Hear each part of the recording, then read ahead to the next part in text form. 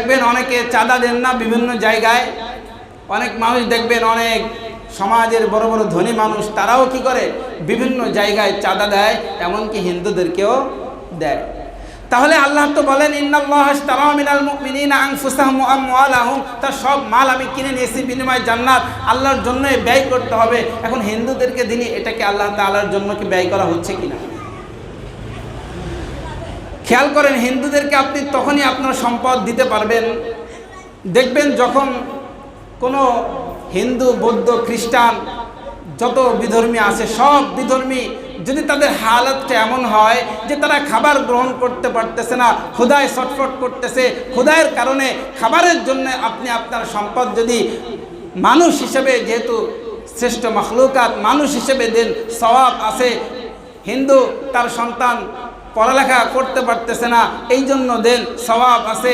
মেয়েকে বিবাহ দিতে পারতেছে না, এই জন্য দেন, সওয়াব আছে। কিন্তু যদি তারা পূজার জন্য, হিন্দু, বৌদ্ধ, খ্রিস্টান বিধর্মীরা পূজার জন্য যখন চাঁদা চাইবে, আর এই চাঁদা দিয়ে কি করবে, আল্লাহর সাথে শরীক সাব্যস্ত করবে, মূর্তি তৈরি করবে।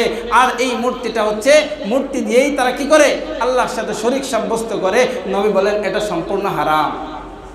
তাহলে কোথায় চাঁদা দিতে পারবেন? এমন যেই জায়গাগুলা ইসলামের সাথে সাংঘর্ষিক না, ওই জায়গাগুলোয় আপনি চাঁদা দেবেন।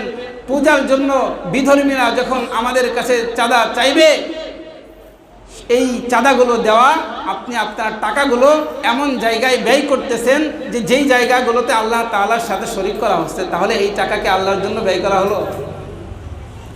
এই জন্য আল্লাহ তাআলা বলেন, তুমি তোমার জীবনের সমস্ত সম্পদগুলো শুধু আমি আল্লাহ তাআলার সন্তুষ্টির জন্য ব্যয় করবা। আবার কোনো ক্ষুধার্ত কোনো ভিক্ষুক আপনার ঘরের দরওয়াজার সামনে গেল, কিছু সম্পদ, কিছু টাকা চাইলো, আপনি ধমক দিলেন। আল্লাহ তাআলা বলেন ওয়া আম্মাস সাইলা ফালা তানহার, ভিক্ষুক সাইলদেরকে আল্লাহ তাআলা ধমক দিতে নিষেধ করেছেন। আপনি অনেক সম্পদের অধিকারী বিধর্মীরা চাঁদা চাইলো, তাদের পূজার জন্য চাঁদা দিলেন, অথচ মুসলমান দরিদ্র আপনার ঘরের দরজার সামনে আসছে, অল্প কিছু টাকা চাই, ধমক দিয়ে পাঠায়া দিলেন। নবী বলেন সাবধান, ধমক দেওয়া যাবে না। একবার উম্মে সালমা রাদিয়াল্লাহু তাআলা আনহা, আল্লাহর রাসূল সাল্লাল্লাহু আলাইহি ওয়াসাল্লামের স্ত্রী, তো ওনার ঘরের দরজায় একজন ভিক্ষুক আসছে।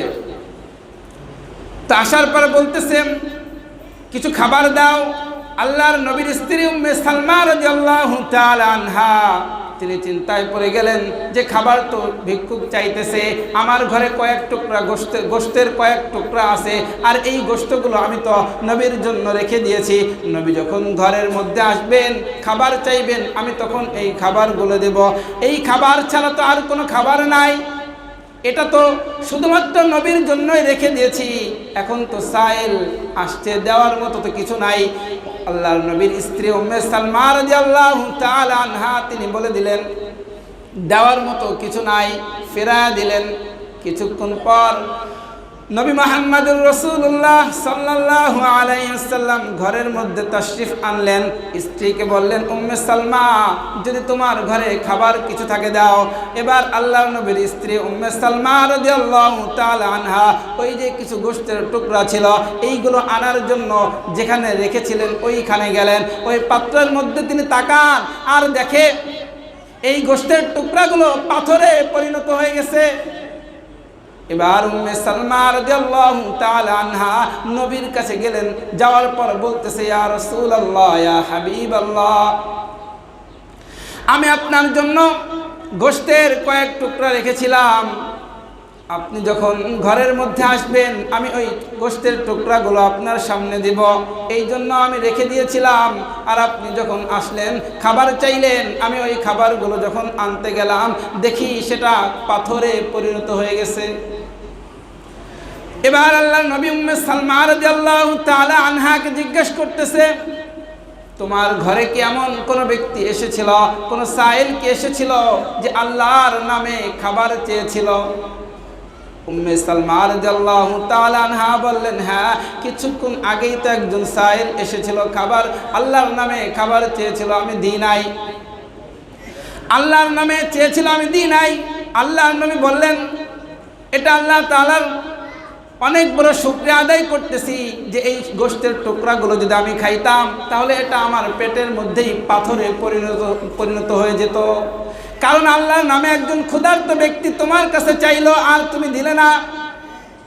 আল্লাহ তাআলা বলেন, ওয়াম্মা সাইলা ফালা তানহার, সাইলদেরকে তুমি ফিরাইয়া দিও না, সাইলদেরকে তুমি বঞ্চিত করো না, ভিক্ষুকদেরকে তুমি বঞ্চিত করো না। এই যে ভিক্ষুককে তুমি ফিরাইয়া দিলা, এই খাবারটা যদি আমি নবী গ্রহণ করতাম এটা আমার পেটের মধ্যেই পাথরে পরিণত হয়ে যেত। সুতরাং